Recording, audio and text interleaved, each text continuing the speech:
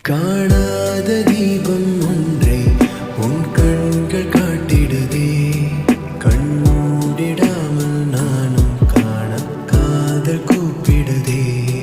கேட்காத கீதம் ஒன்றை உன் கைகள் மீட்டிடுதே.